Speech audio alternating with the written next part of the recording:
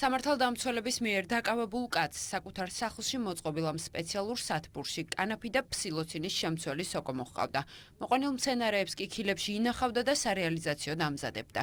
დაკავებულის სახლიდან შინაგან საქმეთა სამინისტროს თანამშრომლებმა 9 ძირი კანაფი და ნარკოტიკული საშუალებებით სავსე 30 სხვადასხვა ზომის ქილა ამოიღეს. შინაგან საქმეთა სამინისტროსთვის განსაკუთრებულ პრიორიტეტს წარმოადგენს ნარკოტიკების წინააღმდეგ ბრძოლა. ბრალდებული სპინიდან ამოღებულია ნარკოტიკული საშუალებების კულტივირებისა და დაფასოებისთვის საჭირო მასალებიც.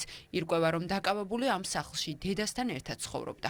დიდი კონტაქტურები არ იყვნენ, იმიტომ რომ დილას გადიოდნენ, საღამოს მოდიოდნენ.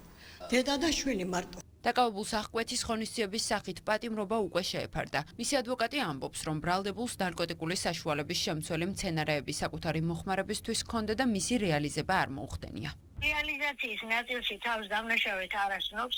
არც იცოდა, რომ ეს კანონსაწინააღმდეგო იყო, რა იყო, როგორ იყო. და აცხადებს, რომ მარაგს ვიტოვებდი იმისათვის, რომ გამაყუჩებლად მქონდა ეს გათვალისწინებულიო. დაკავებულს ბრალის დამტკიცების შემთხვევაში 20 წლამდე ციხეში ჯდომა მოუწევს. მსგავსი სასჯელი ემუქრება აზერბაიჯანის მოქალაქესაც, რომელიც შინაგან საქმეთა სამინისტროს თანამშრომლებმა 42 შეკვრად დაფასოებული ნარკოტიკული საშუალება მეთადონის შენახვა გასაღების მცდელობის ბრალდებით დააკავეს.